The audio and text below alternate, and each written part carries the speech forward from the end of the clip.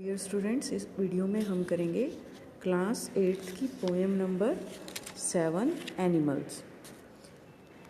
इस वीडियो में जो पोइट हैं वॉल्ट विटमैन, उन्होंने एक बहुत ही अच्छा मैसेज देने की कोशिश की है।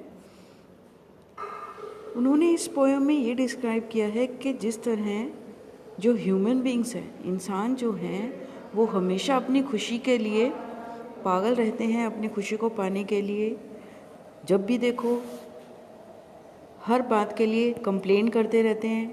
कहते हैं एनिमल्स ऐसा नहीं करते।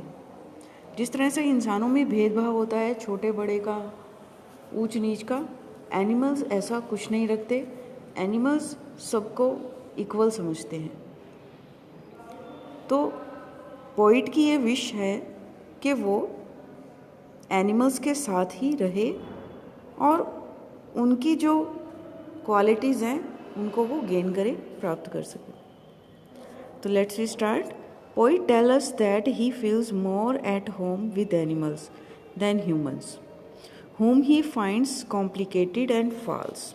कॉम्प्लिकेटेड मतलब जटिल, मुश्किल, फाल्स मतलब झूठे। कहता है पोइट हमें बताता है कि वो महसूस करता है जब पशुओं के साथ जब होता है तो इंसानों से ज़्यादा वो घर जैसा महसूस करता है।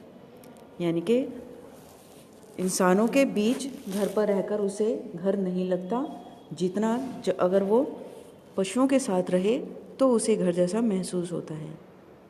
Whom he finds complicated and false, ये मनुष्यों के लिए, ह्यूमन बींग के लिए वर्ड यूज़ किए हैं कि वो कॉम्प्लिकेटेड होते हैं ह्यूमन बींग्स, और फाल्स झूठे भी होते हैं। I think I could turn and live with animals. They are so placid and self-contained. Placid मतलब शांत, self-contained मतलब आत्मविश्वासी। कि जो मैं सोचता हूँ कि मुझे जानवरों के साथ मैं रह सकता हूँ, मैं जो है वो जानवरों के साथ रह सकता हूँ।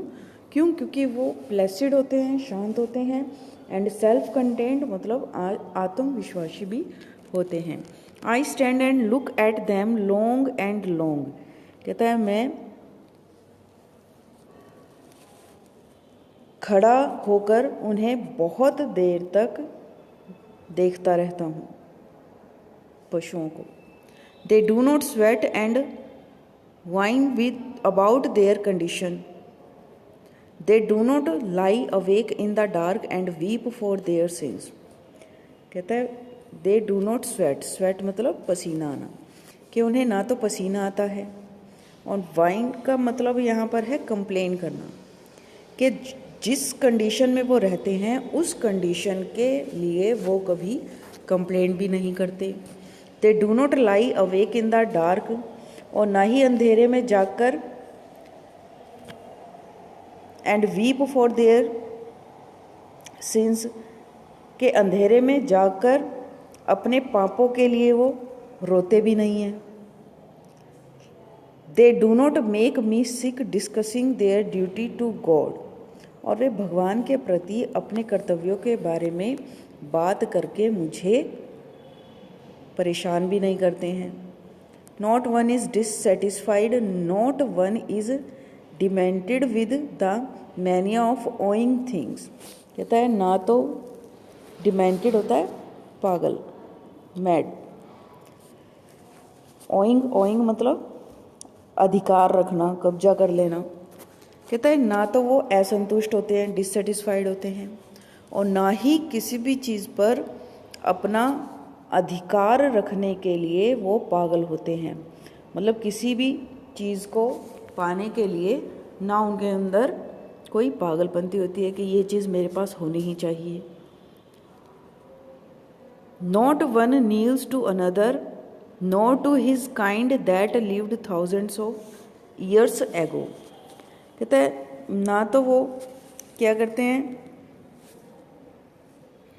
Not one kneels to other, कि ना तो वो दूसरों के सामने झुकते हैं, नील्स मतलब नील डाउन होना मतलब झुकना, झुकते नहीं हैं। Nor to his kind that lived thousands of years ago, और ना ही अपनी जाति के लिए जो हजारों साल पहले थी, सारी धरती पर कोई जो है कोई भी आदरणीय या फिर क्या कहते हैं रिस्पेक्टेबल, आदरणीय, अनहैप्पी मतलब उदास, ना ही वो उदास होते हैं पूरी पृथ्वी पर कि हमारी जाति श्रेष्ठ है, हमारी जाति जो है वो ज़्यादा रिस्पेक्टेबल है, या फिर कोई चीज़ अगर उन्हें नहीं मिली, कोई रिस्पेक्ट, कोई मान सम्मान उन्हें नहीं मिला तो वो अनहैप्पी हो जाते हैं।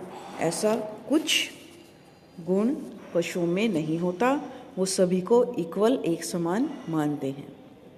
So they show their relation to me and I accept them.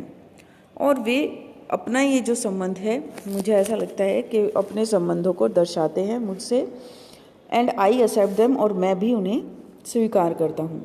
They bring me tokens of my self. Tokens जो हैं ये वर्ड यहाँ निशानियों से लिया गया है, कहता है वो मेरे पास मेरी निशानियाँ लाते हैं। They evince them plainly in their possession. Evince होता है दर्शाना, दिखाना। They evince them plainly in their possession. वो जो हैं, पशु जो हैं, उन्हें क्लियरली, प्लेनली मतलब क्लियरली, स्पष्ट रूप से अपने पास दिखाते हैं, ये अधिकार दिखाते हैं, मुझे मेरी निशानियाँ दिखाते हैं। I wonder where they get those tokens. और मैं हैरान होता हूँ कि उन्हें ये जो निशानियाँ हैं वो कहाँ से प्राप्त हुई। Did I pass that way huge times एगो। जिन्हें मैंने हज़ारों साल पहले, कई सालों पहले ही छोड़ दिया था, जिन्हें मैं भूल चुका था। And negligently drop them.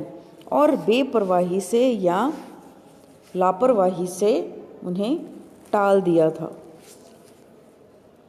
यानी कि जो स्वभाव, यानी कि कंटेंटमेंट वाला, संतुष्टि वाला, नॉट एनी कंप्लेंट, कोई बिना शिकायत के रहने वाला जो पशुओं का गुण था, वही गुण कवि मानता है कि उसके अंदर था, लेकिन नेग्लिजेंटली, बेपरवाही से वो इन सब गुणों को भूल गया था।